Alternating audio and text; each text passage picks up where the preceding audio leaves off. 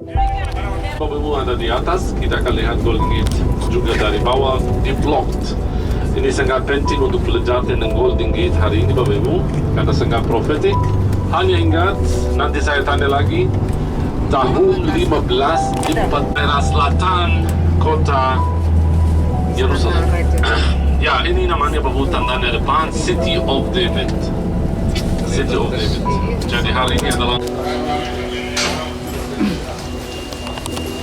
zaman Raja Salomo, zaman Zerubabel, Nehemia Ezra, tapi terakhir Babylon jatuh atau dihancurkan tahun 70. Belum didirikan kembali sampai sekarang. Di tempat ini hari ini ada kubah emas. Jadi harapan orang Yahudi masa depan, mereka akan mendirikan bait suci sekali lagi tempat yang sama.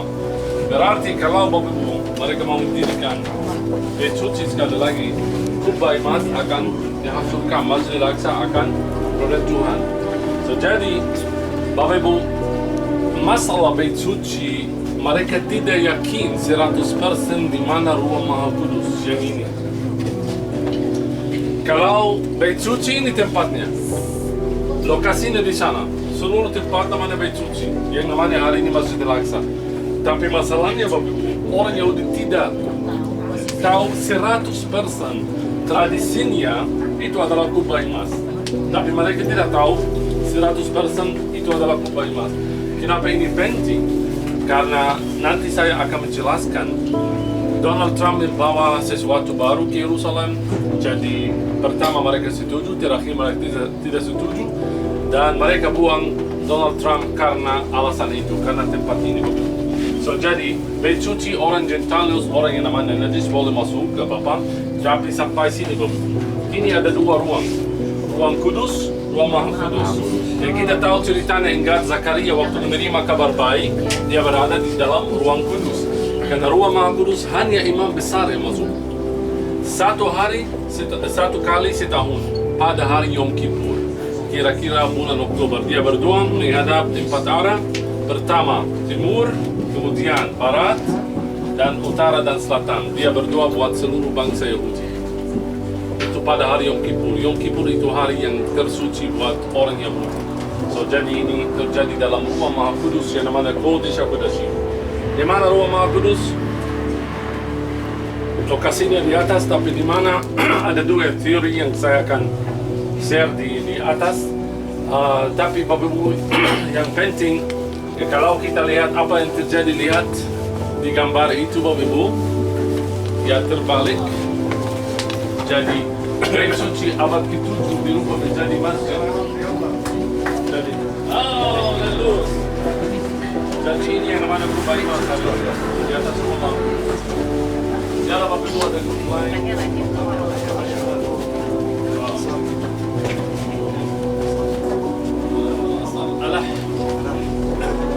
Kita telah semua. Karena dalam 6 hari mereka mau lihat semua, jadi tapi puji Tuhan hari ini kita bisa masuk. Aku harap Bapak Ibu jangan rekam suara saya sekarang. Kenapa? Tempat ini bahaya. Kalau aku bilang sesuatu, Muslim tidak suka.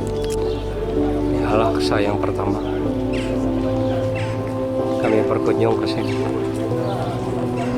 Ini Al-Aqsa yang kedua. Al-Aqsa ini adalah mengandung tentang Isra Mi'raj. Ini sebenarnya adalah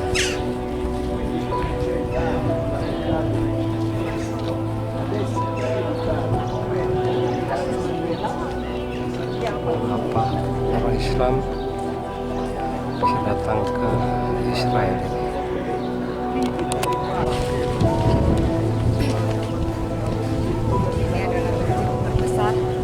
Oke, kita sebentar cari lagi. Aku kasih waktu 5 menit buat foto dulu ya.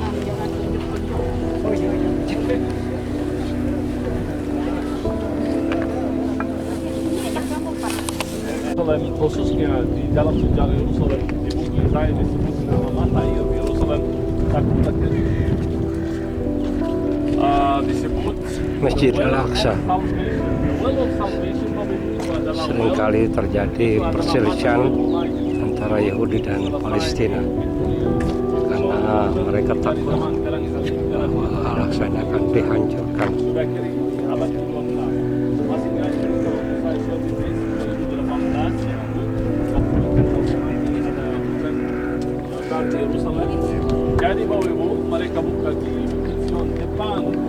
Daud. Mereka Ini penggambar ng muka tembok Rotapan. Pak Iris, Pak, masuk Pak, biar cepet Pak.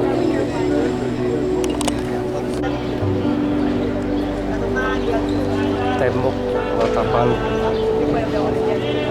Ini suasana di lingkungan tembok Rotapan di lokasi daerah Masjid Al-Aqsa di Palestina.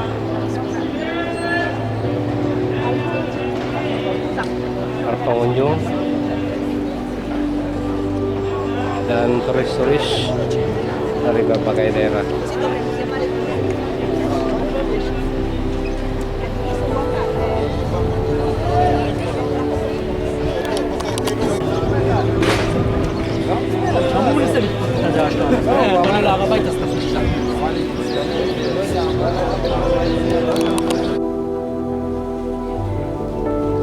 Di hari yang ke-8 ini kami sudah berada di kota Nazaret dan sekarang singgah makan di restoran Holy Land.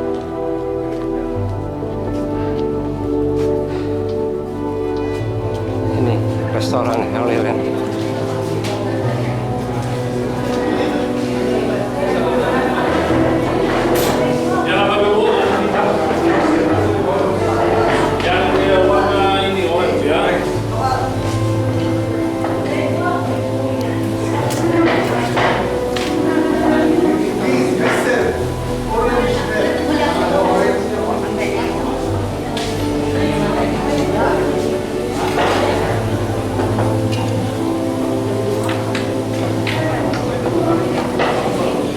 Restoran Holy Land di Nazaret.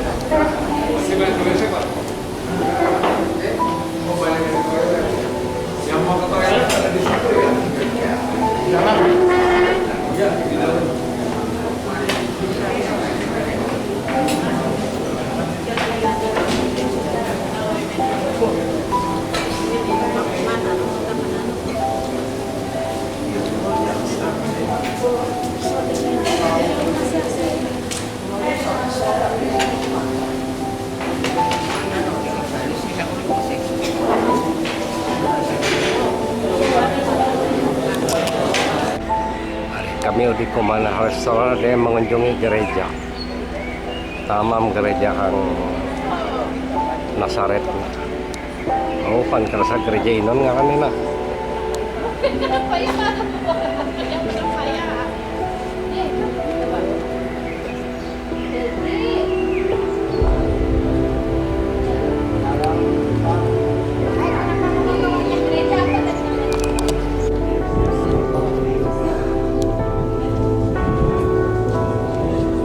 Ukraina.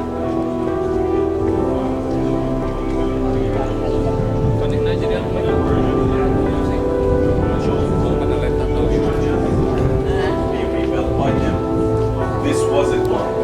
So this remained in ruins until the year 1104 when the Crusaders took over Nazareth and they rebuilt the church. This time they now take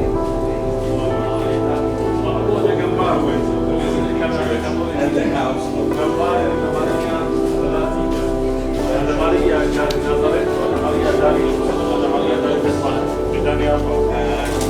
Maria dari Nazaret selalu pakai biru.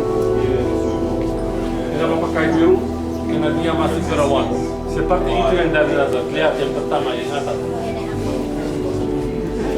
Yang dari Bethlehem baru, jarang ketemu Maria yang dari Bethlehem. Tapi di gereja kelahiran ada yang tadi.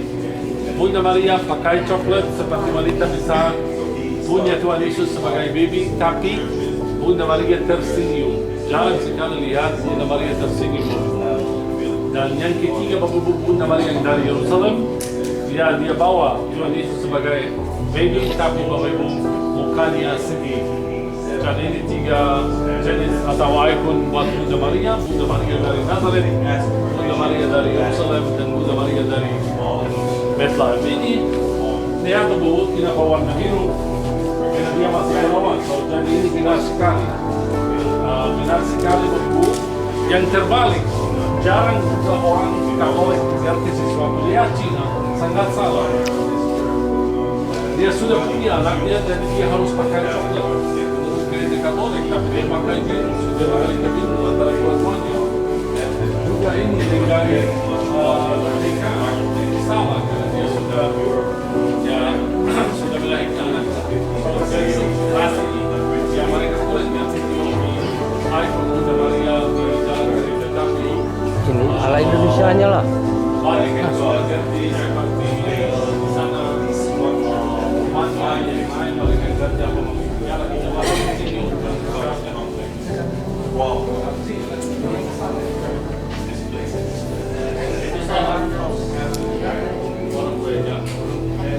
Ya ini benar, lihat bahwa ini Maria dari Makedonia, ini Maria dari Yerusalem. Ini benar.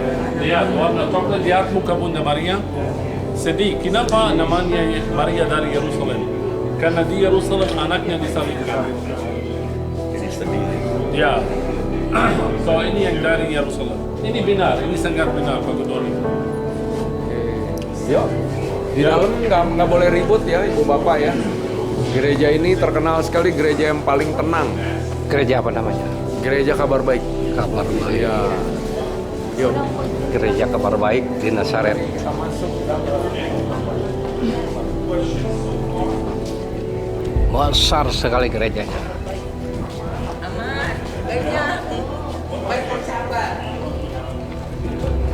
Ya Bapak Guru.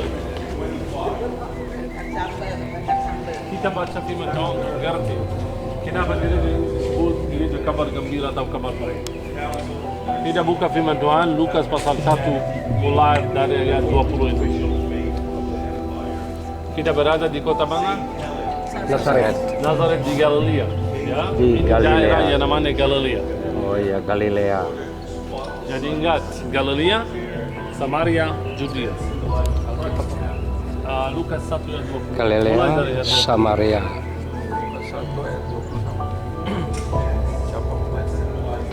Saya ulang, saya. Siap. Saya baca ya. Lukas 1 ayat 26 terus ya. Dalam bulan yang ke-6, Allah menyuruh malaikat Gabriel pergi ke sebuah kota di Galilea bernama Nazaret kepada seorang perawan yang bertunangan dengan seorang bernama Yusuf dari keluarga Daud. Nama perawan itu Maria. Ketika malaikat itu masuk ke rumah Maria, ia berkata, "Salam hai engkau yang dikaruniai Tuhan menyertai engkau." Oke, cukup Bapak Ibu. Kalau saya katakan rumah Bunda Maria yang asli ada di dalam. Dari Bapak Ibu pasti ngerti kenapa gereja disebut gereja kabar baik. Karena di dalam rumahnya Bunda Maria, di dalam mereka Tuhan menampakkan diri dan dia beri kabar baik kepada Bunda Maria Bapak Ibu tentang kelahiran Kristus. Dia mulai mengandung di sini. Ini Bapak Ibu tempat Tuhan Yesus dibesarkan. Tiba Tuhan katakan. Saya tanya Bapak Ibu, menurut Bapak Ibu ada mukjizat di Nazaret atau tidak? Tidak ada mukjizat. Buktinya mana? Mukjizat yang pertama itu di Kana. Tapi ada sesuatu yang membuat orang bingung. Waktu mereka marah sama Kristus dari sinagoga yang di sana, membawa Yesus ke atas bukit, mereka mau melemparkan dia. Ya, itu tempat sangat profetik. Hari ini yang namanya gunung Precipice. Ya, bagus sekali bisa lihat seluruh Galilea. Dan di sana menurut banyak gereja, oh itu seperti dia muter-muter, bagaimana dia bisa pergi antara mereka dan jalan. Jadi itu mukjizat. Saya mau katakan sesuatu, itu bukan mukjizat, itu biasa. Itu terjadi pada hari Syabat. Pada hari Syabat, baca Lukas pasal 4, ayat 16. Lukas 4 ayat 16. Ya. Ia datang ke Nazaret, tempat dia dibesarkan. Dan menurut kebiasaannya, pada hari Sabat, ia Oke, masuk ke pada hari rumah Sabat, ayat 29. Ayat 29.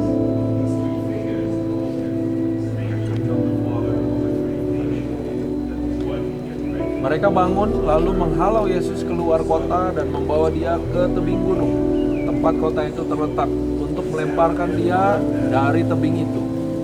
Tetapi ia berjalan lewat dari tengah-tengah mereka lalu pergi. So ini mukjizat tidak? Ini bukan mukjizat. Jadi banyak kan, no ini mukjizat. Bapak Ibu ini bukan mukjizat. Ini cerita yang biasa. Tahu kenapa Tuhan Yesus bisa jalan di antara mereka dan pergi? Karena itu hari Syabat. Kamu lupa waktu saya menjelaskan di kapal kenaikan, saya katakan ada berbatasan hari Syabat. Jadi berbatas sampai 864 meter. So mereka membawa bagaimana ini kita yakini itu gunung precipice. Karena gunung precipice sampai Nazaret sekitar 1 kilometer. Jadi mereka membawa Yesus ke sana dari puncaknya mau melemparkan, tapi dia keluar dan berjalan. Kenapa mereka tidak bisa ikut? Karena itu hari Syabat. So jadi he broke the Shabbat. Kenapa Tuhan Yesus bisa broke the Shabbat? Karena dia adalah Tuhan atas hari Syabat. Sampai hari ini ada banyak orang Kristen masih ikut Syabat. Mereka tanya saya, hey, kamu orang percaya, bagaimana kamu kerja pada hari Syabat? Hari Syabat itu hari istirahat, itu perintah dari Tuhan. Bapak Ibu, kita orang Kristen sangat percaya kepada hari Syabat, termasuk gereja Katolik. Tapi kita tidak ganti hari Syabat, tapi ada arti yang baru pada hari Syabat. Hari Syabat itu setiap menit yang kamu tinggal bersama-sama Tuhan. Waktu aku melayani Tuhan, aku berada dalam hari Syabat. Amin. Lihat banyak mukjizat Tuhan Yesus melakukan pada hari Syabat. Yang itu tidak boleh menurut agama Yahudi. So ada arti baru buat hari Syabat.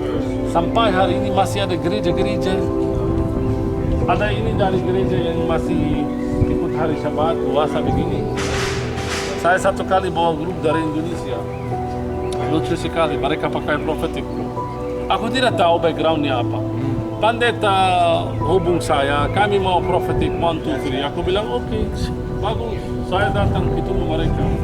Mereka katakan, tapi Mr. Ramzi, kamu harus tahu, kami dari gereja yang sangat percaya kepada tradisi Yahudi. Hari Syabat atau Jumat sore kami mau pulang ke hotel jam 4. Pakai lilin, begini, dari Indonesia. Aku bilang oke. Hari Sabtu atau Syabat, kami tidak boleh belanja. Jadi acara waktu itu di Jericho, makan siang di Jericho. Jadi bagaimana? Tapi kami tetap mau beli kurma. Bagaimana mau beli kurma, tidak mau belanja?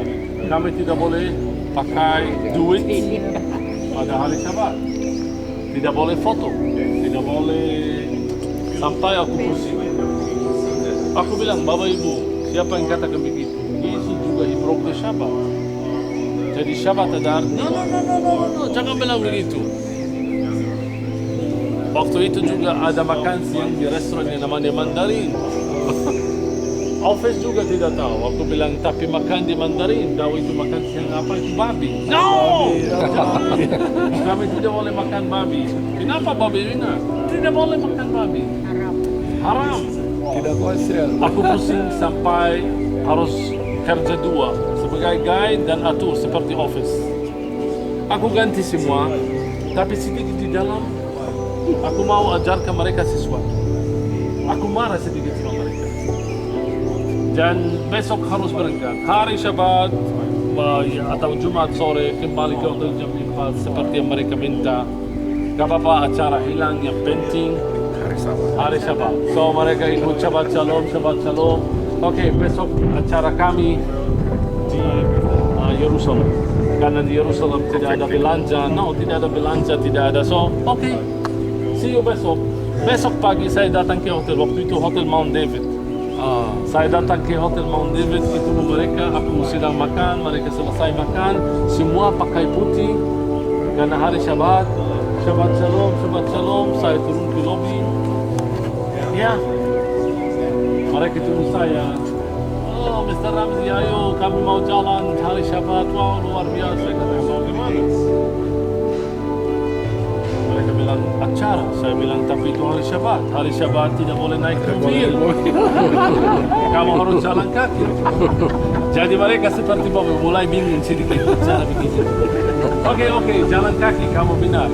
Kamu mau ikut Syabat harus ikut Syabat yang lengkap. Bukan pilih satu ini. Jadi kami jalan kaki hari. Oke, jalan gimana? Acara kami di Yerusalem cuma 4-5 km.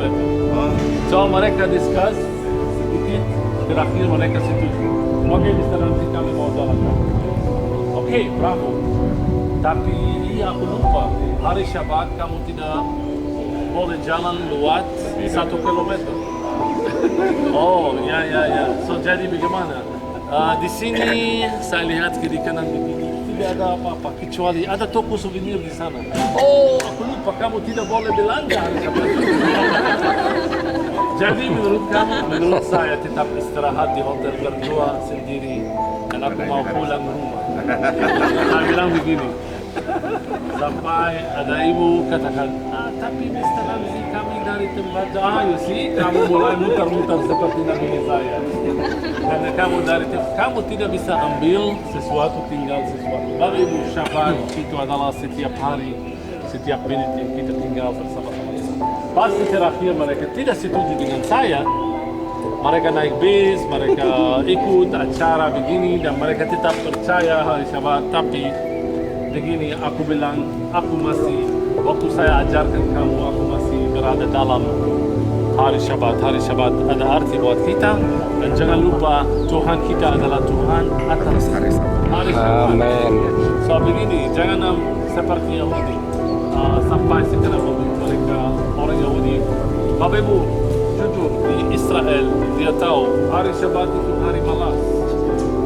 Orang yang tidak kerja mereka tidur sampai sore. Sampai sore bangun. Kenapa? Hari Syabat kan ini hari istirahat. Tuhan tidak mau bangsanya sendiri untuk tidur malas sampai sore. Itu bukan arti hari Syabat, tapi benar Bapak. Tidak ada pekerjaan. Di Israel malas sekali jangan berstand. Bapak Ibu, hari Syabat itu hari diam. Ada kurang polisi, tidak ada tentara, tidak ada polis, kenapa? Karena hari Syabat itu hari damai, tidak ada masalah. Tapi hari Minggu kembali lagi. Jadi seperti apa? Menurut Yahudi, damaian hanya hari Syabat. Hari Syabat karena itu hari buat Tuhan. Hari Minggu boleh, gak apa-apa. So ini bukan maksudnya. Setiap menit adalah damai dalam Tuhan, bukan hanya hari Sabtu. So ini Bapak-Ibu, hanya cerita bagaimana Yesus broke the Shabbat. Dan saya sudah katakan dia juga minum air yang najis. Satu kali ditanya Tuhan Yesus makan babi, belum disebut, aku tidak tahu. Tapi mungkin Tuhan Yesus makan babi? Enak. I don't know. Saya belum lahir waktu itu. Tapi kemungkinan, kenapa? Kalau dia minum dari air yang najis, artinya kemungkinan dia juga makan dari makanan yang najis. Kenapa tidak? Karena air Samaria najis, Bapak Ibu. Itu benar sekali. Sumur air yang sangat najis zaman dulu. Karena yang punya sumur air yang bangsa Samaria. Jadi tidak mungkin orang Yahudi minum dari air Samaria, tapi Tuhan Yesus minta minum. Ini adalah Kristus. Dan ingat wanita penjara. Dia najis juga. Waktu dia menjamah jubahnya, Tuhan Yesus tersenyum dan dia langsung masuk rumah ibadah. Besok kita lihat apa. Dan kalau orang najis harus pentahiran. Sebelum masuk rumah ibadah, Tuhan Yesus belum pentahiran. Dia menjamah jubahnya. Menurut Imam Mahad, dia sudah najis. So dia harus langsung marah dan kata, jangan menjamah aku. Kamu najis. Dan dia mulai pentahiran sebelum masuk rumah ibadah. Tapi dia langsung masuk rumah ibadah. Artinya apa? Bapak Ibu, tahir dan najis dan murni itu hati, bukan tangan. Ini yang banyak orang Kristen sampai saat ini. Orang yang banyak juga gereja di Indonesia pikir mereka yang ada di sini orang akan orang mereka. Yang penting bukan pakaian kamu seperti apa, dan kamu kalau kotor tidak, ya tidak artinya kita kotor. Maksud saya tidak ada hubungan antara pentahiran dan iman. Karena yang pentahiran dari situ hati, itu mulut yang keluar dari mulutmu. Benar? Lihat gereja ini, Bapak, gereja Fransiskan besar. Ini Bunda Maria yang malu. Lihat kenapa tangannya di atas dadanya begitu. Dia malu, dia masih perawan. Malaikat Tuhan, 4 Injil, ini gambar Matius, Lukas, Yohanes, tapi Yesus menurut Wahyu bab 4 pasal 4 begini. Yesus seperti manusia, seperti singa, seperti lembu, seperti raja wali. So Yesus adalah raja wali, dia adalah lembu, dia adalah singa, dan dia adalah manusia. Kenapa Tuhan Yesus adalah manusia sama Matius? Karena dia adalah manusia, dia tinggal seperti manusia, makan, haus, capek, jalan, lari, main bola di sini. Biasa seperti anak. Pintu أنا gereja Kabar Baik. خليك هلا بقول لك دقيقتين كيف تدرس، أنا درست بالشهرين كنت أطلع على المجمع. Bapak-Ibu, ini jalan Kristus dari kelahiran sampai kematian. Yang pertama perjanjian lama dibuat perjanjian Kristus. Ini perjanjian baru. Jadi kita mulai dengan kelahiran Kristus di mana di Betlehem, di jalan keluarga suci ke Mesir. Kemudian tukang kayu ini luar biasa bahwa karena kita tidak tahu banyak tentang Kristus di kota Nazaret. Jadi menurut tradisi, Bapak-Ibu, yang disebut dalam bahasa Yunani, dalam bahasa asli, juga kita tidak tahu kalau Santo Yusuf adalah tukang kayu. Tahu tidak? Karena dalam bahasa asli disebut tekton. Tekton itu tukang. Tukang apa? Batu, kayu, I don't know. Tukang Bapak-Ibu. So Yusuf kita tidak tahu. Ada tradisi gereja. Karena di sini Bapak-Ibu, kota atau desa sangat kecil. Maksimum penduduknya 170 sampai 200 orang. Jadi mereka kerja di mana? Kota yang paling dekat di sini Bapak namanya Tsiporis. Jadi menurut atau tradisi gereja Katolik, Tuhan Yesus dan Santo Yusuf mereka bekerja di Tsiporis atau Tsipori. Itu sekitar 9 km jauh dari sini. Jadi Yesus adalah tukang kayu, hidupnya biasa, belum disebut dalam firman Tuhan kecuali umur 12 dia pergi ke Yerusalem yang namanya Bar Mitzvah sampai umur 30. Ya, soal ini bahwa karena itu disebut dalam firman Tuhan tempat Tuhan Yesus dibesarkan. Dibesarkan sebagai anak yang biasa. Ini baru mulainya sekarang sebelum umur 30 Yesus dibaptis di Sungai Yordan. Dari sini kita ke Sungai Yordan. Ini baru khotbah di bukit sampai bahagia lihat Firaun dalam Galilea. Jadi mujizat di Galilea terakhir dia disalibkan di atas Golgota dan terakhir dia terikat dia bangkit dan terikat di surga. So ini jalan Kristus dari kelahiran sampai kematian sampai kembali. Kita masuk gereja untuk lihat rumah Bunda Maria. Please, kita boleh bicara di dalam. Kita naik lantai 2. Gereja itu bapak gereja. Dalam ruangan gereja Kabar Baik yang ada di Nazaret daerah Galilea, gereja terbaik di Israel.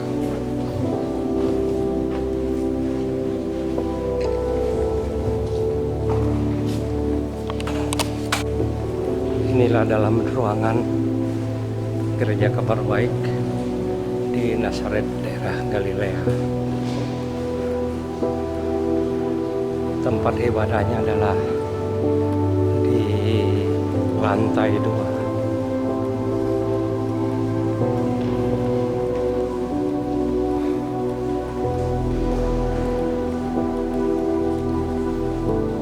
Inilah suasana gereja Kabar Baik.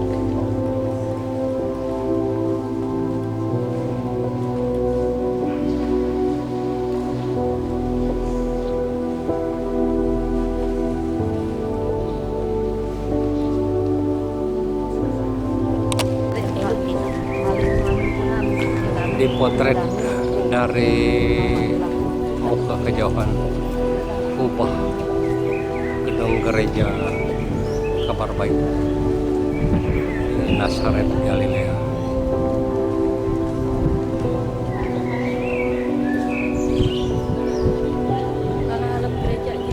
Ya, Besok kita ke sana. Gunung Tabor. Tapi Bapak Ibu lihat puncaknya tinggi. Bus kita tidak bisa naik sampai atas, jadi kita naik pakai unta atau keledai. Mungkin unta sudah coba unta di Mesir, Ibu? Mereka so kita naik keledai. Kalau mau naik Bapak harus tahu Bapak keledai ngerti bahasa. Tahu tidak? Kalau mau jalan harus katakan ha. Ulang dulu, jalan. Ini keledai jalan. Bau keledai. Berhenti katakan hi. Jalan ulang dulu. Jalan. Berhenti. Puji Tuhan. Sekarang kamu bisa bahasa Indonesia, bisa sedikit bahasa Inggris, bisa bahasa keledai juga.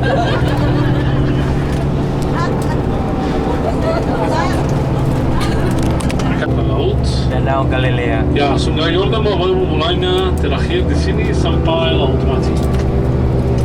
Jadi hari ini adalah kibbutz yang namanya kibbutz Yardinit atau kibbutz Kinneret.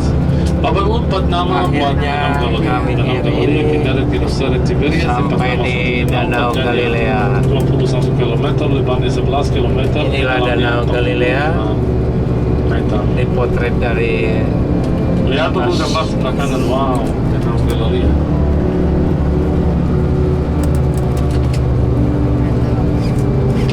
Ini penuh dengan mukjizat Yeshua bahwa tapi dia tinggal di daerah utara Danau Galilea. Kapernaum itu daerah utara, ini daerah selatan Danau Galilea.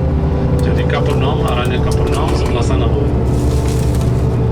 Nanti waktu kita naik perahu bahwa kita mau menyembah Tuhan, bukan hanya untuk minari biasa bahwa orang-orang naik untuk minari, kita mau mengerti firman Tuhan, menikmati tempat.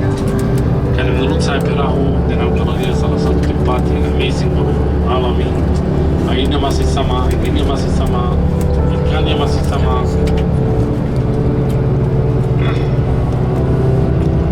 Oke, dikasih waktu di Sungai Yordan berapa lama Bob? 1 jam cukup? Cukup. 1 jam. Jadi sekarang jam 3:25, 5 menit lagi dah sampai, sampai 4:30. Sampai jam 4. Kalau baru kita keluar sampai bahasa Dayak Manyan sang Pantai Galilea. Ang tawagir Yesus hawi tika Nazaret, ang daerah Galilea dan seterusnya. Hawi. Dan bahasa Jawa, ini bahasa Ketaruko, bahasa bahasa dunia. Bagaimana nanti? Pemalas. Ayo lebat dulu pemalas. Ya, iya pastian tuh ya. Ini pasal Dayak Manyan. Ya deh, pemalas.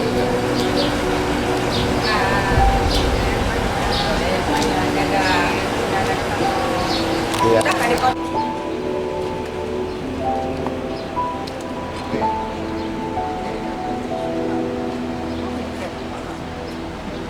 Akhirnya kami sampai Sungai Yordan, tempat Yohanes Pembaptis membaptis Tuhan Yesus Kristus.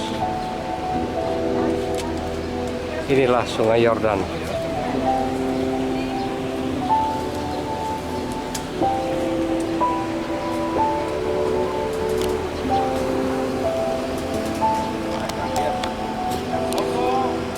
Let's go.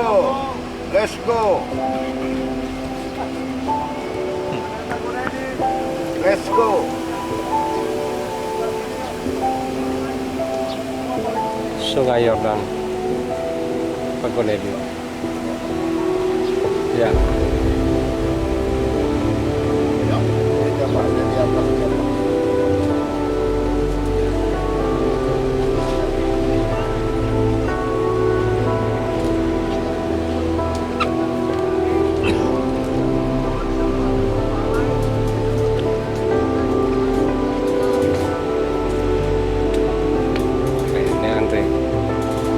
Sungai Yordan.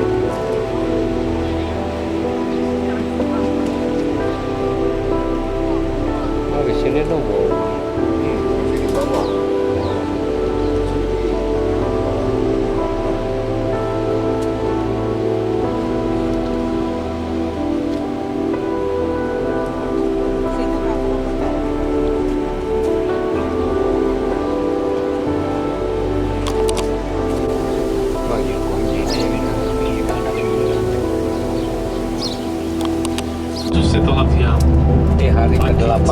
di Maria Magdalena. Kami berada di Tiberias. Magdala, namanya Inilah Magdala. kota Tiberias di Magdala itu nama sore hari. kotanya, Maria Magdalena. Dalam bahasa Ibrani, Migdal. Migdal. Ingat, Migdal Eder yang disebut dalam firman Tuhan bahasa Indonesia yang dikejar di pasal 35 ayat 21. Migdal Eder itu yang disebut tempat Rahel meninggal di Bethlehem. Disebut, baca firman Tuhan bahasa Indonesia, disebut Migdal Eder. Menara Gembala. So, jadi Migdal artinya menara. Migdal baru. Dari zaman dulu itu adalah jalan Kristus yang namanya Trail of Jesus. Tuhan Yesus lewat sini waktu dia pergi tinggal di Kapernaum. Ayo cepat. Ada mata air. Ya.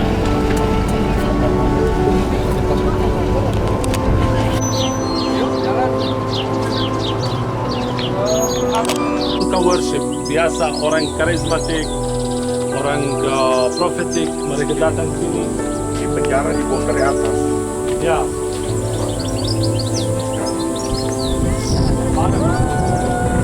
penjara zaman Raja Herodes. Ini renovasi ya, tapi ada kuota. Ada kuota. Militer Herodes. Bapak ini dipakai untuk orang yang worship. Ada banyak yang suka worship. Kenapa tempat ini beda dari tempat lain? Setiap tempat di Israel ada gereja atasnya. Di sini tidak ada gereja. Dari tempat yang alami, dari zaman dulu sampai kita sampai masa ini.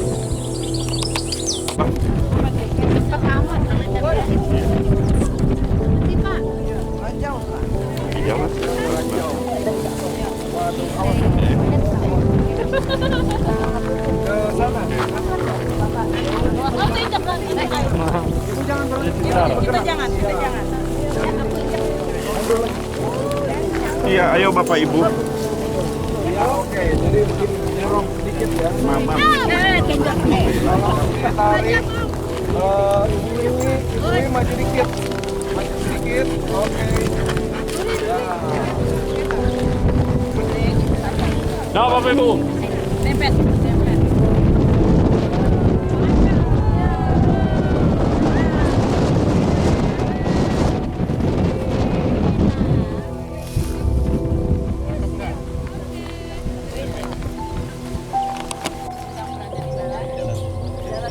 Nah, Michael, dari sini mulai.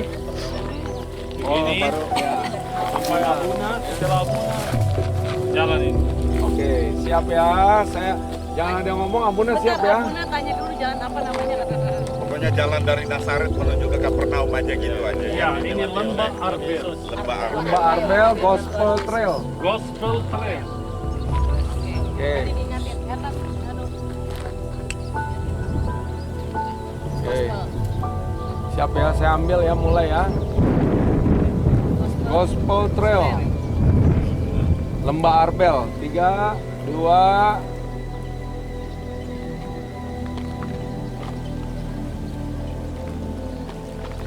Ya, ini adalah Lembah Arbel, jalan yang dilalui oleh Yesus dari Nazaret menuju ke Kapernaum. Luar biasa. Flow go!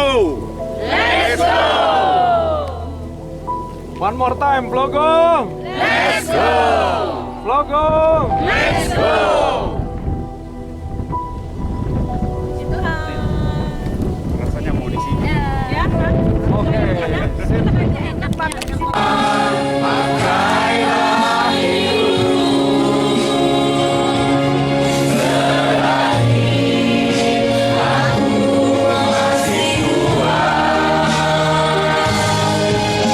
Bila saatnya nanti aku tak berdaya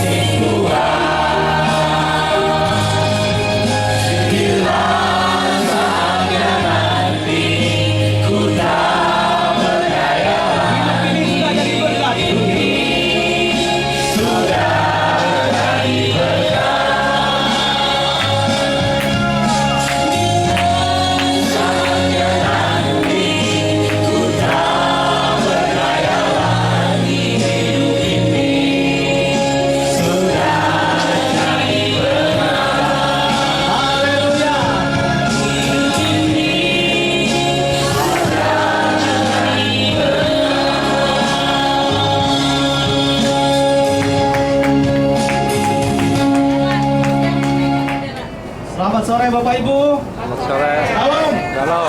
Tetap semangat. Amin. Pasar dulu, naikin bendera ya. Ya, menaikkan bendera. Indonesia Raya. Ya, nyanyi.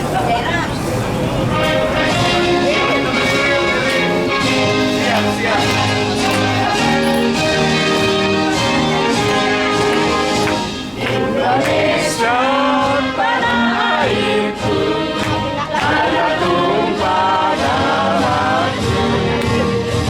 Di sanalah ku berdiri, jadi pandu hidupku.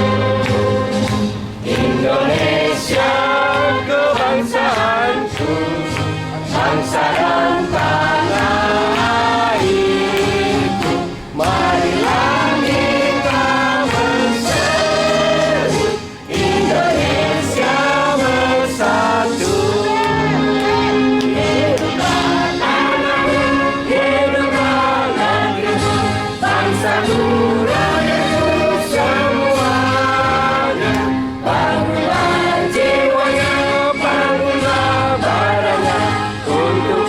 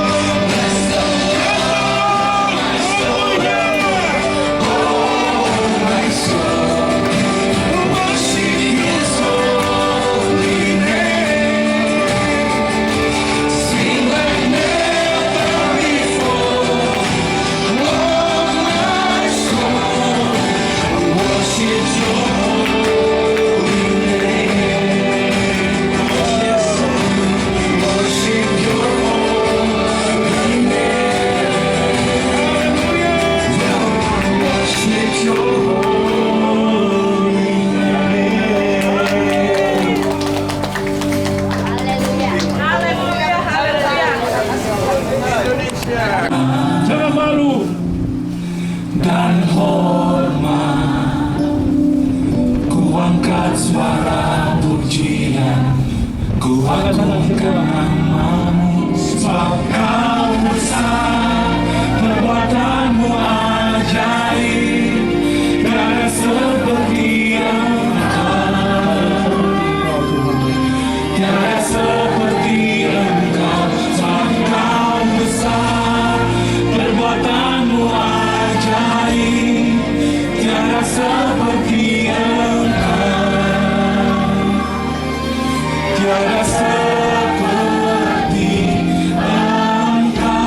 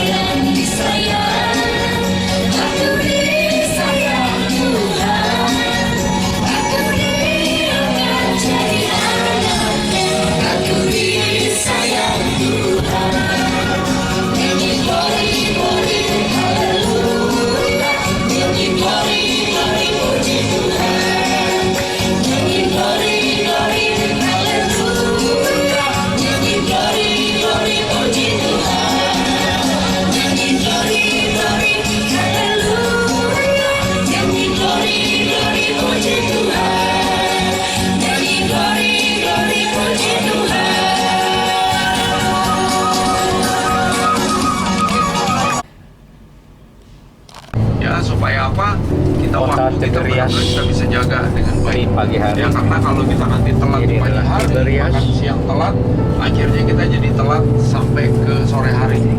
Ya, karena terus terang hari ini acaranya padat sekali. Ada beberapa gereja penting yang harus kita kunjungi di sekitaran Danau Galilea. Ya, jadi kalau kemarin kita naik perahu, nah itu danaunya kita udah lihat sebegitu besar ya Ibu Bapak. Nah, jarak tempuhnya ini sebenarnya nggak terlalu jauh, tapi dari satu titik ke titik yang lain kita perlu bergerak dengan bersama-sama dan juga kompak. Ya, jadi kalau nanti, terutama biasanya yang sering ngeganggu itu kan, Michael toilet di mana ya? Nah, jadi tolong kita nanti semua sama-sama ya. Jadi jangan toilet ada banyak ya, cuma jangan setiap tempat nanti kita ke toilet. Jadi absen toilet kita. Ya, bukan absen untuk kita melihat tempat-tempat yang bersejarah berhubungan dengan Alkitab, tapi kita malah absennya ke toilet ya. Jadi itu yang penting untuk kita sama-sama perhatikan supaya hari ini Bapak bisa mendapatkan sesuatu yang luar biasa ya dari program yang memang sudah diatur. Pemandangan Tiberias Siap? pagi hari. Vlogo, Let's go. vlogo, Let's go. vlogo, Let's go. Oke Bapak Ibu, kasihkan saya satu mujizat di Tiberias, dapat hadiah. Diberi orang. Satu mujizat di kota Tiberias, ayo. Di kota Tiberias, satu mujizat, dapat hadiah. Ingat, hadiah saya semua mahal. Ayo, satu mujizat di kota Tiberias. Ayo yang jadi anggur di kanan, di Tiberias. Hah? Di kota Tiberias. Yes, Oma. Tuhan Yesus pernah berjalan di atas air. Itu di Danau Tiberias, maksud saya di kota Tiberias. Itu di atas batu. Kota lama Korasi sekarang menjadi reruntuhan karena di wilayah ini adalah Kapernaum, Korasi, dan Bethsaida. Nah, kan lari kan? Dari jauh. Dia takut naik. Hai. Lari. Urip pandok kan. Hari ini ngejar ke sana. Pokoknya mah gua. Udah sampai na kepayahan. Jijik. Hei. Dia tahu. Enggak bisa. Buhau na ye na kuriki.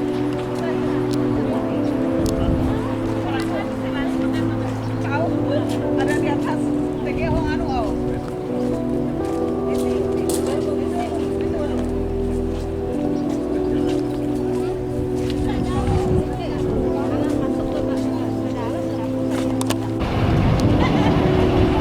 Bis kami selama wisata.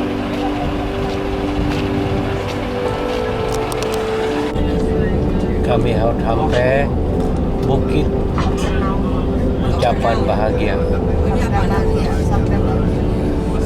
Sabda Bahagia. Sabda Bahagia yang diucapkan Tuhan Yesus kepada murid-muridnya.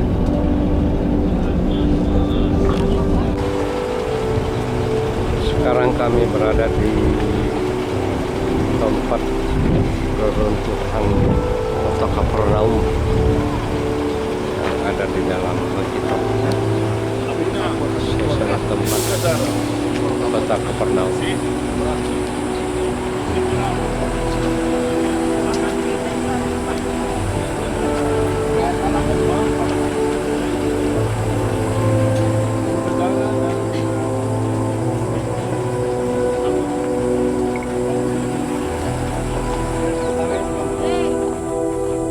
Oke, sini Bapak Ibu, sebentar.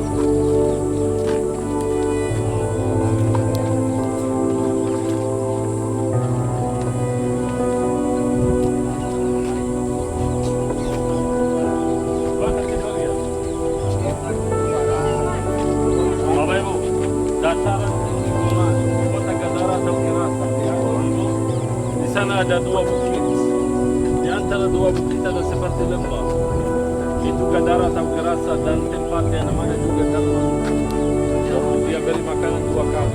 Pertama kali di sini, waktu dia beri makanan, tapi itu di bawah. Ini yang luar biasa. Tuhan Yesus khutbah di atas bukit sabda bahagia, tapi waktu dia bertemu dengan orang, dia turun ke bawah. Tuhan Yesus tidak berbicara dari atas, dia turun ke bawah. Kita harus turun ke bawah. Banyak hari ini Bapak Ibu, minta maaf, banyak juga orang Kristen sombong sekali, mereka berbicara dari atas. Mereka tidak mau turun ke bawah. Tapi Yesus Bapak Ibu, waktu dia beri makanan, dia bisa beri makanan dari atas. Hei, lihat saya, aku begini, lihat. Tapi dia turun di antara anak-anak, dia turun di antara perempuan-perempuan. Ini yang luar biasa. So dia ajarkan murah hati, dan dia sendiri adalah murah hati. Tidak mungkin orang sombong ajarkan tentang murah hati. Susah, tidak masuk akal Bapak Ibu. So jadi ini yang luar biasa dalam cerita Tuhan Yesus. Kenapa saya berhenti sini Bapak Ibu? Mau ngerti sesuatu, masih kurang percaya, masih bingung siapa Kristus, dengar cerita ini. Ini adalah berbatasan 2 suku Israel. Har HaOsher dalam bahasa Ibrani. Har HaOsher artinya bukit berbatasan. Ini berbatasan. Jadi zaman dulu Bapak Ibu di sini, semua yang jalan dari Mesir ke Irak, dengar saya, dari Mesir ke Irak harus lewat Bukit Sabda Bahagia atau di bawah. Karena di bawah Bukit Sabda Bahagia ada jalan raya, highway yang paling panjang zaman dulu yang namanya Via Maris. Via Maris. Via Maris itu apa Bapak Ibu? Via Maris kalau translate dari bahasa Latin, jalan laut. Jalan laut. Dan Bukit Sabda Bahagia sangat dekat sama Sungai Yordan Bapak Ibu. Kenapa? Karena masih ingat saya katakan air Danau Galilea dari mana? Dari Hermon. Sebelah sana lihat puncak Gunung Hermon. Itu di sana. You see? Jauh sekali. Itu lihat tangan saya ada puncak. Oh, ya. Itu Gunung Hermon. Jadi Sungai Yordan mulai mengalir dari Gunung Hermon sampai depan Kapernaum. Kapernaum itu yang di bawah di sana. Masuk Danau Galilea. Jadi kalau saya bicara tentang Sabda Bahagia itu dekat Sungai Yordan, dekat jalan laut Via Maris, berbatasan Zebulun Naftali, dan yang luar biasa, titik dari sini kamu menghadap bangsa yang lain. Siapa yang katakan di Masjidil Aqsa disebut the nations? Kamu ya? Nations itu Gentiles. Ya, kamu sebut. Aku enggak. Apa itu nations? Bangsa yang lain. So, wilayah bangsa yang lain ini. Lihat. Bukit yang sana Bapak Ibu adalah kota Gadara, Hippos, Susita, dan ini Decapolis. Kalau sudah ke Jordan atau belum, ya, Decapolis itu adalah 10 kota kafir. 10 kota terbesar di Timur Tengah adalah Decapolis. So Decapolis, ibu kota Decapolis adalah Skythopolis, Bechan, tapi Gerasa adalah salah satu Decapolis. Artinya apa? Kota besar sekali, terbesar di Israel. Penduduknya 12.000. Bapak Ibu, kalau bicara tentang 12.000 hari ini adalah kampung kecil. Tapi aku berbicara tentang zaman dulu. Kapernaum 4.000 penduduknya. Tiberias 3.000. Korazim 3.500. So ini level kota besar. Atas 2.000 itu kota besar. Kalau bicara tentang Nazaret, kampung kecil 170 orang dari Nazaret. Tapi Decapolis atau Gadara disebut dalam firman Tuhan wilayah bangsa yang lain. So kalau Bapak kamu dengar dalam firman Tuhan bangsa yang lain, yang maksudnya Gadara atau Gerasa. Gerasa Gadara sama. Itu tempatnya. So kalau saya tanya, kita berada di mana? Sabda Bahagia. Mana geografi Sabda Bahagia? Yalah, sebut yang saya katakan. Sabda Bahagia di mana? Dekat apa? Bangsa yang lain, dekat bangsa atau menghadap bangsa yang lain. Lihat, saya menghadap bangsa yang lain. Terus, dekat Sungai Yordan. Terus, berbatasan Zebulun Naftali. Terus, dekat jalan raya namanya Via Maris atau jalan laut. Sekali lagi, ini penting sekali. Sekali lagi, mana sabda bahagia? Ialah seperti sekolah minggu. Ayo tadi. Susah Bapak Ibu. Dekat bangsa yang lain. Bagaimana kamu mau bersaksi nanti kalau tidak bisa ulang begini? Dekat bangsa yang lain. Dekat perbatasan, dua suku, Zebulun Naftali. Dekat Via Maris. Via Maris. Dekat sungai Yordan. Dekat sungai Yordan. Kenapa ini? Bapak Ibu masih kurang ngerti aku mau katakan apa. Ulang lagi. Sabda bahagia adalah bukit perbatasan di antara Zebulun, Naftali. Kenapa sabda bahagia itu penting Bapak Ibu? Karena setiap orang jalan dari Mesir dari kerajaan Mesir ke Mesopotamia maksudnya Irak, Syria, Turki, ini semua kerajaan besar namanya Mesopotamia. So, sabda bahagia, semua orang yang datang dari Yerusalem juga mau ke Damaskus, mau ke Paulus, semua mereka sudah jalan lewat sini di bawah. Karena ada jalan raya namanya Via Maris, jalan ke laut. Dan sabda bahagia itu yang paling dekat ke sungai Yordan dan menghadap bangsa yang lain, ke rasa Gadara. Itu aja. Bapak Ibu kurang ngerti apa? Kurang ngerti. Kecuali ini sejarah, kecuali kalau kita gabung sejarah ini sama firman Tuhan. Aku mau share sesuatu. Atau Michael baca. Buka Yesaya pasal 9. Dari ayat 1, dari tetapi. Dengar Bapak Ibu, Yesaya kata ini, Bapak Ibu, tidak curiga selalu dibis katakan Yesaya suka mutar-mutar. Ini kita ngerti kenapa Yesaya suka mutar-mutar. Yesaya tidak langsung to the point. Dia tidak suka katakan begitu. Dia tidak sebut nama.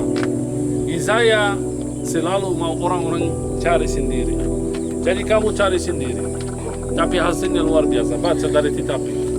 Dari ayat 1. Tetapi tidak selamanya.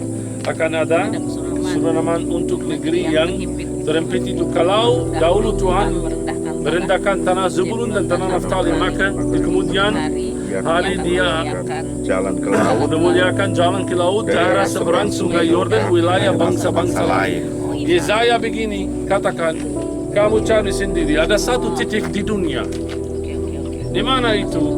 Itu daerah antara Zebulun dan Naftali. Wah, Yesaya membuat saya bingung karena titik antara Zebulun dan Naftali mulai di Danau Galilea sampai Lebanon. Wilayah ini namanya Zebulun, Naftali. Ini Zebulun. Dia katakan jangan bingung. Di sana kamu dekat jalan laut. Tidak mungkin itu Lebanon. Jalan laut ada di bawah.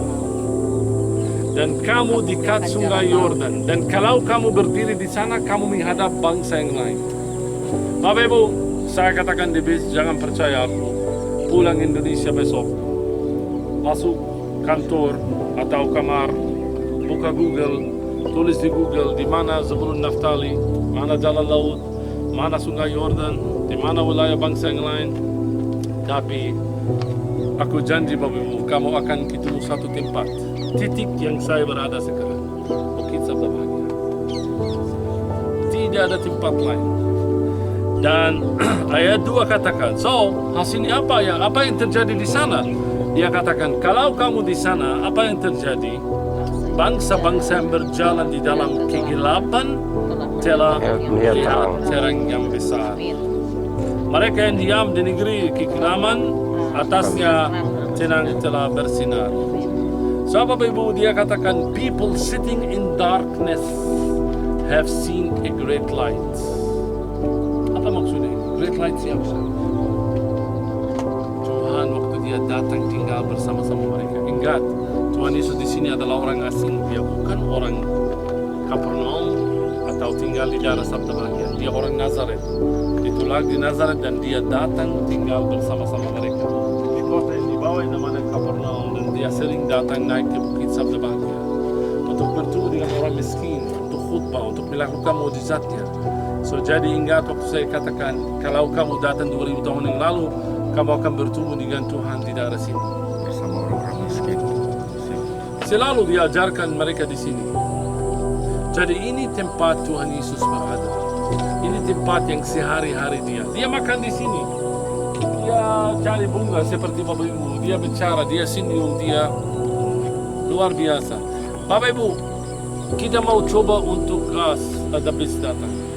Biasa kalau mau dapat atmosfer tempat ini harus tidak ada suara. Karena pusing kalau ada bis. Kita tunggu bis ini selesai. Jadi Bapak Ibu, people sitting in darkness have seen a great light. A great light. Tuhan Yesus datang tinggal bersama-sama mereka. Kasihan orang Yahudi yang kurang ngerti ayat ini Bapak. Karena itu ayatnya, kalau saya cari, itu ayatnya jelas sekali.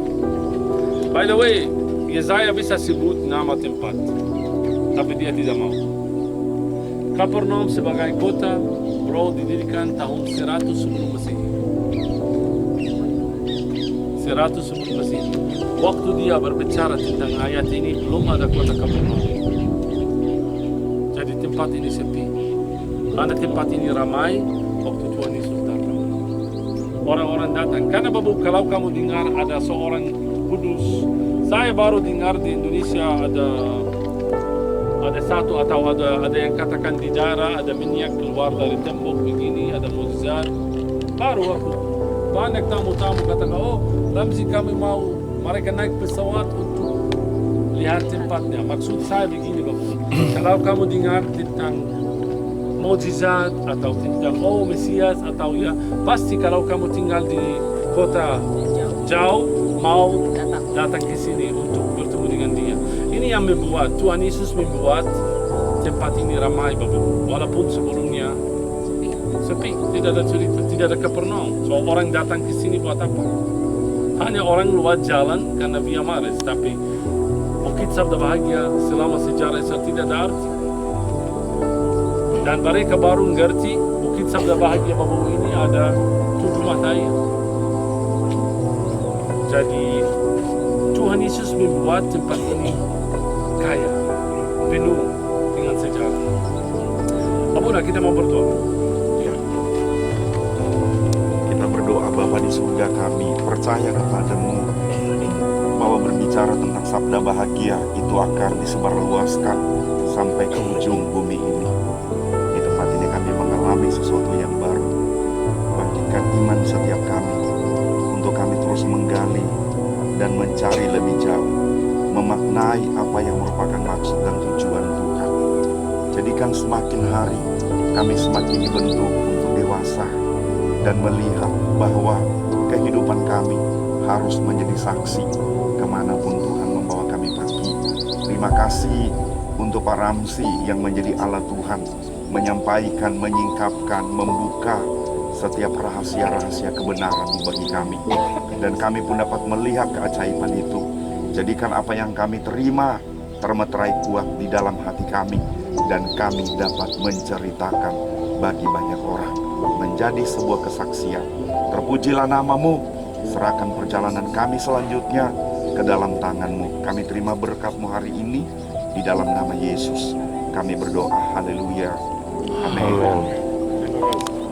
Oke.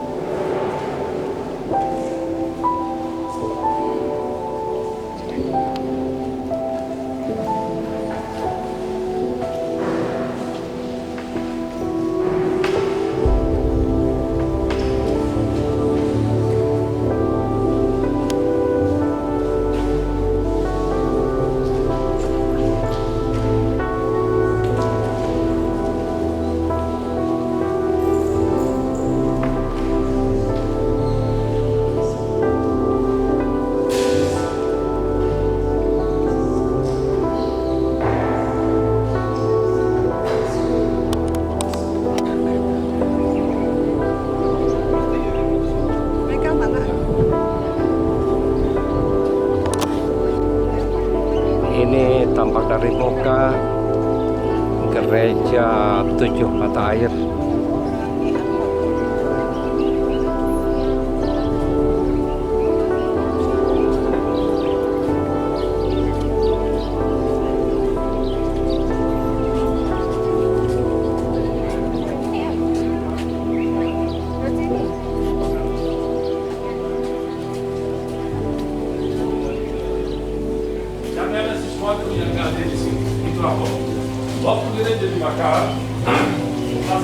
cerita zaitun yang saya katakan. Zaitun itu adalah pohon kehidupan. Jadi ada pohon zaitun yang di sini umurnya lama. Karena waktu dibakar pohon zaitun ini dipotong. Kenapa dipotong? Karena pikiran mereka percaya mereka masa depan pelan-pelan akan tumbuh.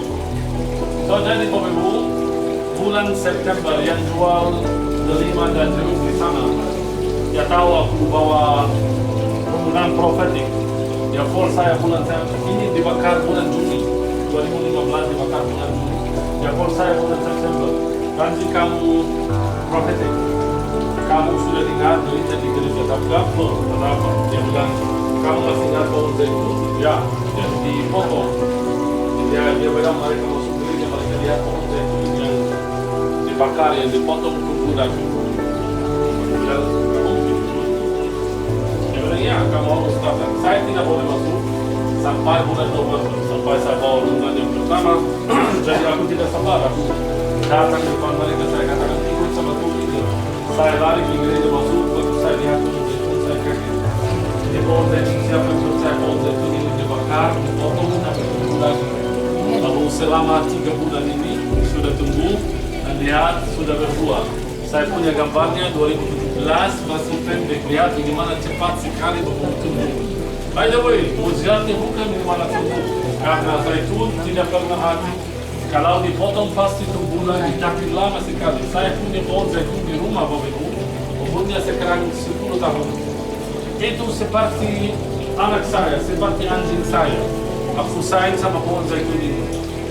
So, maju sini kita. Pohon zaitun. Ini buah-buah. Buah zaitun. Buah zaitun. Tinggal kita katakan apa?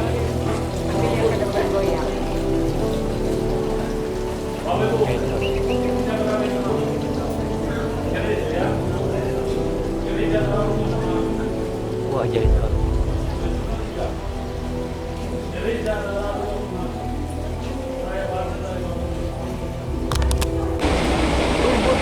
Kami sampai di wilayah gereja Tuhan Memberkati 5.000 orang dengan 5 ketol roti dan 2 ikan. Inilah tempatnya. Kita akan masuk.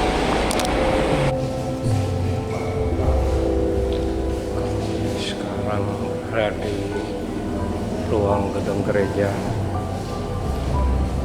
Tuhan Memberkati 5.000 orang, memberi makan dengan 5 ketol roti dan 2 ekor ikan di tepi pantai Tiberias. Inilah keadaan gedung gereja yang namanya adalah Gereja Petrus yang diberkati oleh Tuhan. Ini pantai Tiberias. Di pantai ini adalah Tuhan memberkati dan memberikan murid-muridnya sebanyak 5.000 orang dengan 5 ketol roti dan 2 ekor ikan. Ini pantai Tiberias dan ini adalah pengunjung atau wisatawan baik dari luar negeri dan kami dari Indonesia sama-sama hadir dalam kesempatan ini.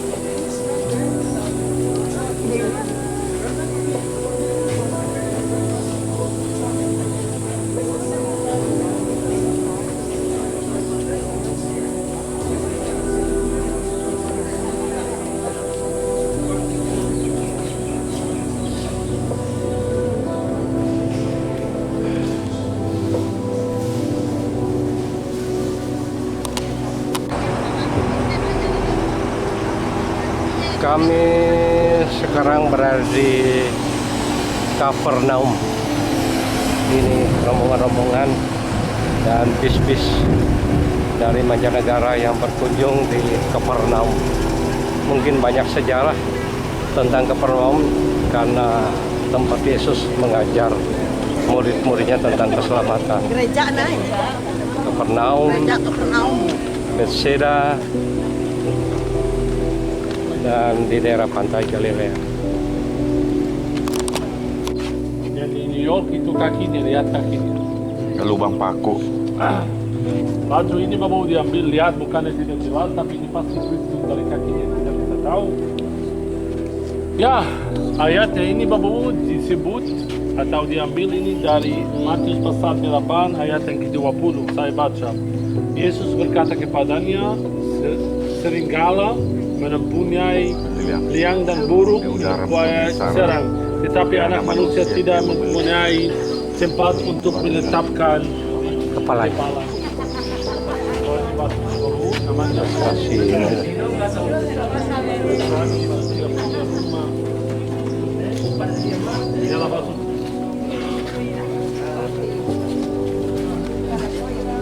ayo.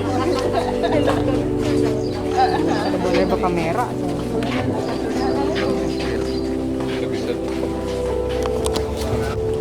Kami sampai di Kapernaum.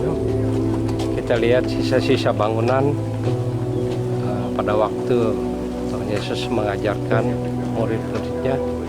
Ini sisa bangunan Kapernaum. Beginilah keadaannya Kapernaum zaman dulu.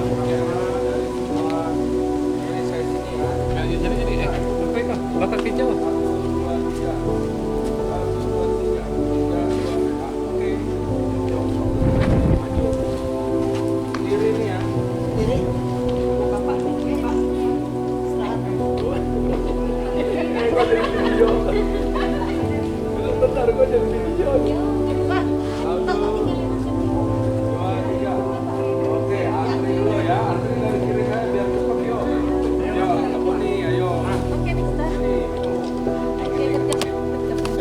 Jangan kau pakai ini buat cuci tangan.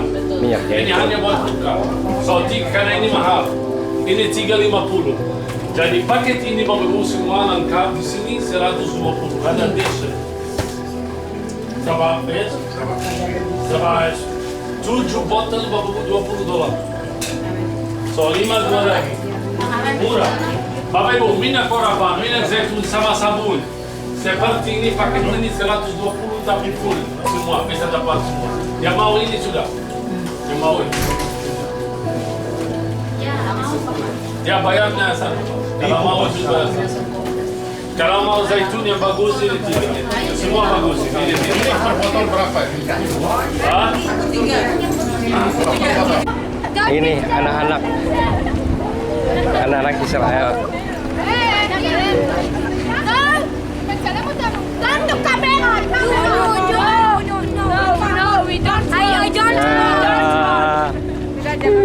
Dilapor banyak. Lapor Ben karek. Iya.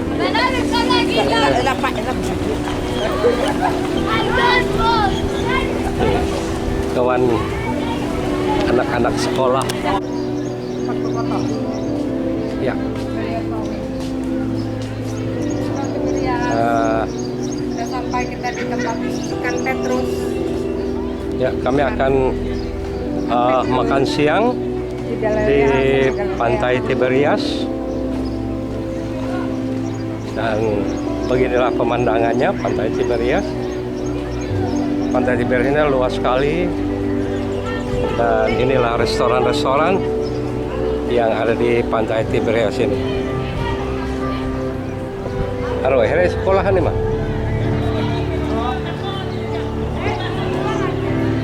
Iya, ini Pantai Tiberias.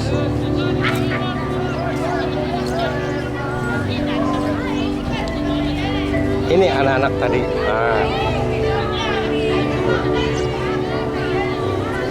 Anak-anak sekolah tadi. Nah, ya, nah, ini mereka.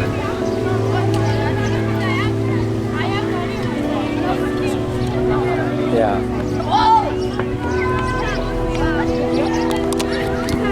Ya.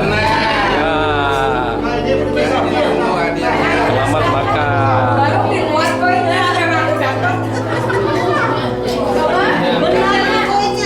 Kami makan di Pantai Galilea, pinggiran laut.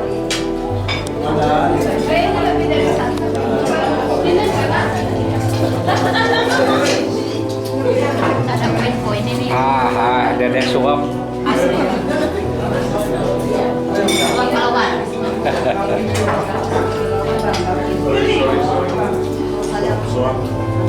Katakan Pak Eko water, please.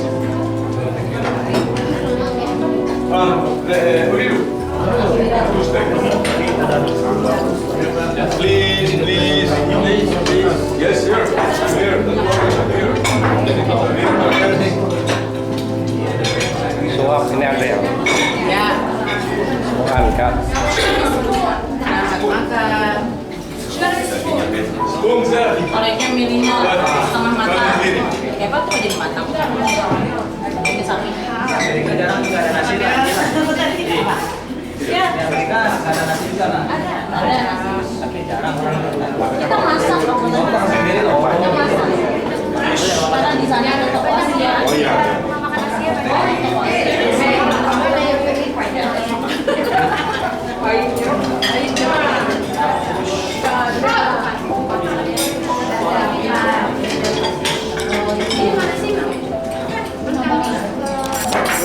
Bagusnya. Kami sudah berada di gedung gereja Gunung Tabor. Di mana tempat Yesus Iya, Gunung Tabor ini adalah tempat Yesus dimuliakan bersama Elia dan Musa. Inilah halaman di gedung gereja Gunung Tabor dengan penuh kembang yang sangat bagus. Ini kembang-kembangnya luar biasa.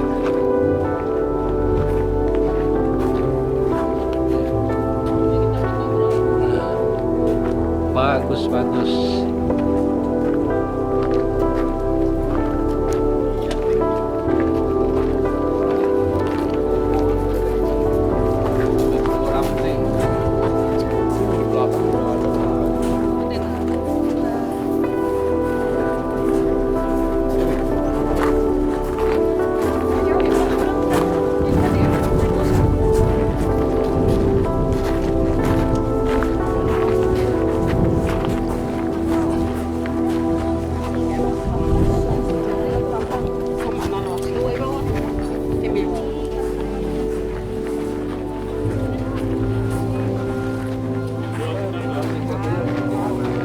Bapak Ibu, kita tidak bisa lama di sini. dimuliakan di atas gunung. 6 hari kemudian Yesus membawa Petrus, Yakobus dan Yohanes saudaranya, dan bersama-sama dengan mereka yang naik ke sebuah gunung yang tinggi. Di situ mereka sendiri saja. Terus? Ayat kedua, lalu Yesus berubah rupa di depan mata mereka, wajahnya bercahaya seperti matahari dan pakaiannya menjadi putih bersih seperti terang. Ayat yang ketiga, maka nampak kepada mereka Musa dan Elia sedang berbicara dengan dia. Kata Petrus kepada Yesus, Tuhan, betapa bahagianya kami berada di tempat ini. Jika engkau mau, biarlah kudirikan di sini 3 kemah, satu untuk engkau, satu untuk Musa, dan satu untuk Elia. So 3 murid-muridnya yang paling dekat sama seperti yang sama. Membawa mereka Matius 17, Markus 9, Lukas 9, sama Tuhan Yesus dimuliakan di atas bukti. Kenapa Tuhan Yesus dimuliakan di depan mata mereka? Sebelumnya Yohanes Pembaptis dibunuh. Orang atau murid-muridnya masih bingung siapa Kristus. Kalau dia adalah Mesias atau Nabi palsu, dengan orang Yahudi, atau dia adalah Nabi. Karena banyak juga orang Yahudi percaya kepada Yohanes Pembaptis sebagai Mesias. Jadi ada satu nabi besar yang namanya Yohanes Pembaptis dibunuh. Mereka takut bagaimana kami masa depan. Tuhan Yesus membawa mereka dalam diam, mereka naik ke sebuah gunung yang tinggi. Sampai sini, karena mereka naik, lihat kalau kita di mobil kecil kita sudah capek, bagaimana kalau naik jalan kaki. Mereka tidur di sini sampai mereka lihat Tuhan Yesus berubah-ubah di depan mata mereka. Dan dua nabi besar. Ini orang paham bahwa bagaimana Petrus yang ngerti Musa ini Elia. Dia belum ketemu Elia atau Musa. Tapi dia sudah siapkan 3 kemah. Ini satu kemah, yang kedua dan depan. Persis bahwa gereja ini adalah tempat Tuhan Yesus dimuliakan. Lalunya ada dalam gereja Tuhan Yesus. Lihat dulu, ini beda sama gereja yang lain. Gereja ini tinggi. Kenapa? Karena kalau lihat muka kamu seperti Petrus dan murid-muridnya waktu mereka lihat Tuhan Yesus dimuliakan. So yang kedua buat untuk membeli, jangan buat Musa dan Elia. Kenapa Musa dan Elia? Musa dan Elia dua nabi terbesar, dan Nabi Musa selalu kalau saya ingat atau sebut nama Musa, aku ingat hukum Taurat. Hukum Taurat dan nabi-nabi perjanjian lama, karena Nabi Elia terbesar dalam perjanjian lama, menampakkan diri. Yang dalam perjanjian lama yang lebih tinggi pada hukum dan nabi-nabi adalah Mesias. Jangan takut murid-muridnya, aku adalah Mesias. Setelah babu ini mereka sangat yakin yang dimuliakan atas bukit itu bukan nabi, bukan anak tukang kayu, bukan nabi palsu seperti orang Yahudi yang katakan, tapi dia adalah pasti Mesias Israel. Dan kenapa dia pilih gunung yang namanya Gunung Tabor? Ini yang luar biasa. Kenapa bukan gunung yang lain? Ingat hari pertama saya katakan ada 7 gunung yang diurapi dalam firman Tuhan. Kita sudah lihat 3 di Yerusalem. Satu namanya Karmel, ada Hermon, ada Gerizim, dan ada Tabor. Jadi Bapak Ibu, luar biasa kita seperti mukjizat buat kita untuk datang ke sini, untuk naik ke Gunung Tabor. Sekarang kita berada di tempat yang luar biasa. Kamu berdoa di atas gunung itu ada arti, pasti. Tuhan akan dengar suara kamu besok. Bapak bukan waktu kita, aku tidak mau menjelaskan banyak, tapi saya mau share ayat luar biasa dari Mazmur.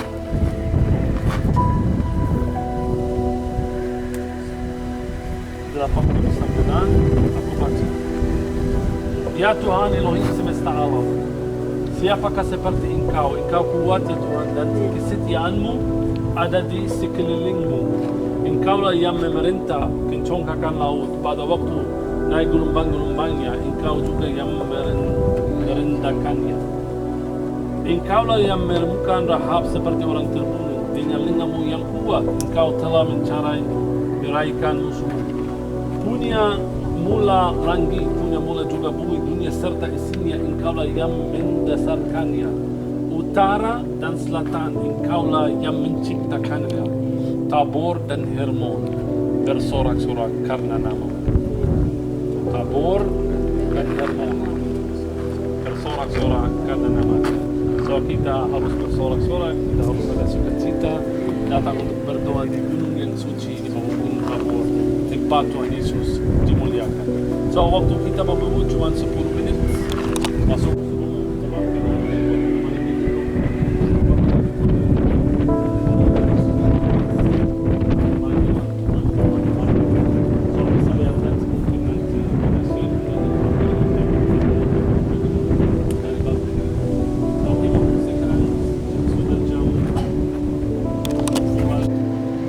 suasana di dalam gedung gereja Gunung Tabor. Dalam Alkitab bahwa Tuhan Yesus dimuliakan sama Musa dan Nabi Yesaya.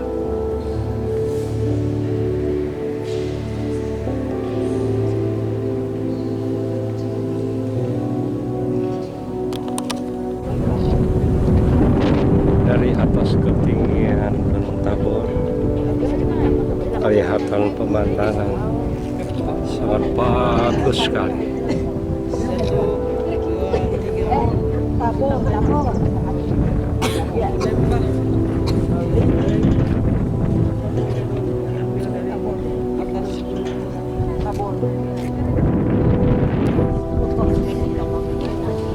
Mana ye HP drop heng.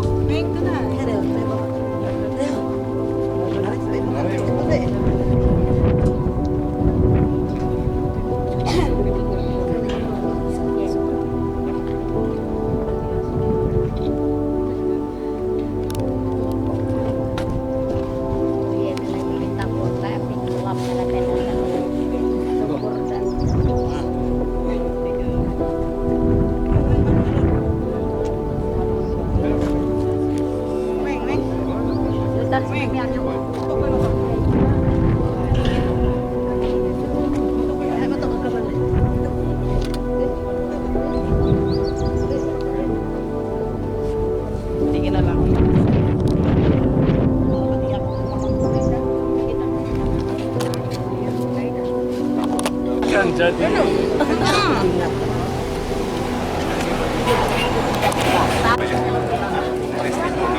Inilah gedung gereja di Kana. Ketika Yesus menghadiri perkawinan di Kana,